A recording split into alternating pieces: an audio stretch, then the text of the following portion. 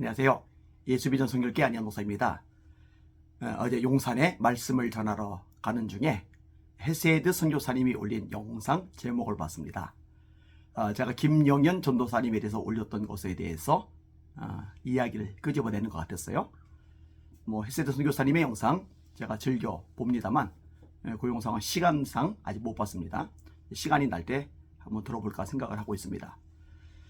제가 김영현 전도사님에 대해서 감싸려고 하는 모습이 보이니까 그게 아마 불편했던 것 같아요. 그 내용을 담았지 않을까 그렇게 추측이 되어집니다.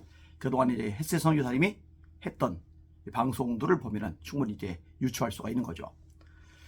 제가 이렇게 질문 한번 해보고 싶어요. 데이비드 차 선교사님하고 우리 김영현 전도사님하고 우리 헤세드 선교사님에게는 어떤 차이점이 있다고 생각이 되십니까? 제가 데이비드 차 선교사님에 대해서는요, 신학 잡지에다가 소논문을 써서 올렸어요. 소논문이라고 보기는 좀 어려울 수도 있겠네요. 그 마지막 신호라는 책에 대해서 제가 비판하고 분석한 내용들을 올린 거예요. 근데 거기에 문제점들이 꽤 많거든요. 꽤 많아요. 자, 그래서 이제 그 부분에 대해서 짚고 넘어갈 필요가 있어서 신학 잡지에다가 제가 올렸던 겁니다.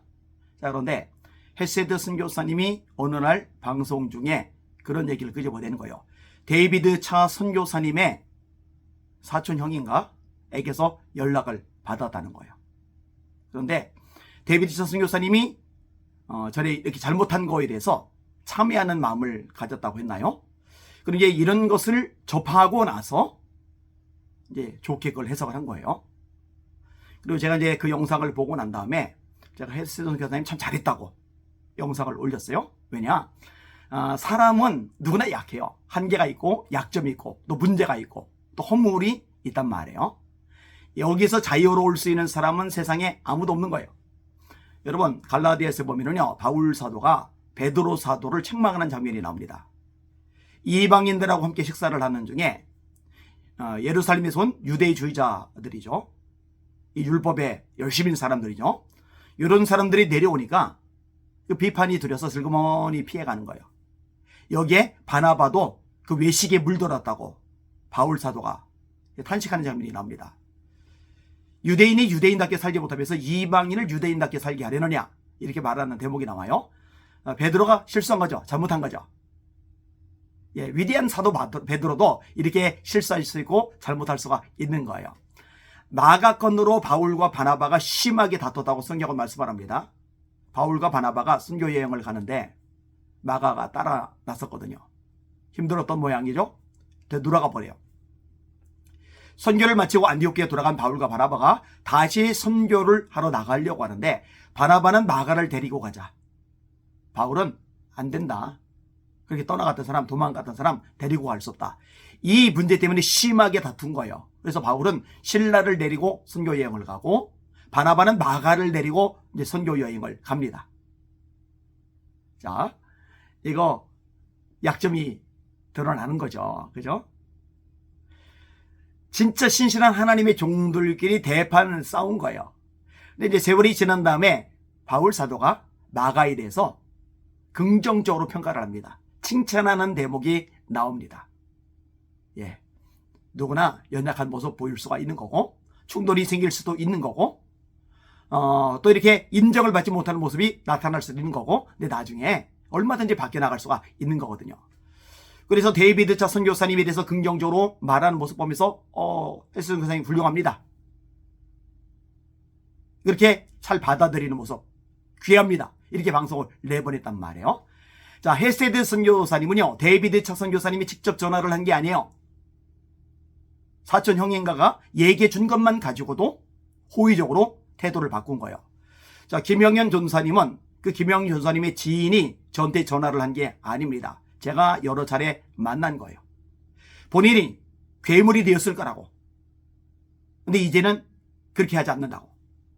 그리고 신학교 1학년에 다시 바꿀 거라고. 이 말씀을 또 신학을 기초부터 처음부터 배우겠다는 거죠. 그리고 제가 이야기하는 것들에 대해서 참 잘 경청을 해요. 그래서 이런 부분들에 대해서 이야기를 제가 하는 겁니다. 그러면은 제가 헬세드 선교사님을 존중하잖아요. 그럼 헬세드 선교사님도 저를 존중해 줘야 됩니다. 헬세드 선교사님은 당사자도 아니고 당사자의 전화 하나만 받고 나서 태도를 바뀌었는데 왜 저는 직접 당사자와 만나서 이야기를 나누고 또 본인의 결단과 다짐을 듣고 그리고서 제가 이야기를 끄집어내는데 이 부분에 대해서 존중을 하지 않을까 이 생각이 드는 거예요. 사실 그동안에 이제 여러 가지 이야기들을 했어요. 모든 것을 다 동의할 수는 없잖아요. 그죠? 그런데 그럼에도 불구하고 귀하게 생각을 하고 우군이라고 생각을 해요. 동지 의식이 있어요. 그렇기 때문에 사실은 이제 제가 다 조목조목 반박을 하지도 않고 구체적으로 이야기를 끄집어내지도 않았던 겁니다. 헬세드 선교사님이 언급했던 사람 중에 이지성 작가가 있습니다. 저하고 가깝게 잘 지냅니다. 김성욱 대표가 있습니다. 역시 제가 가깝게 잘 지냅니다. 이 두 분에 대해서도 이제 비판의 목소리를 냈더라고요. 근데 그런 부분들에서도 제가 굳이 이제 반박을 하고 그러지는 않았어요. 왜?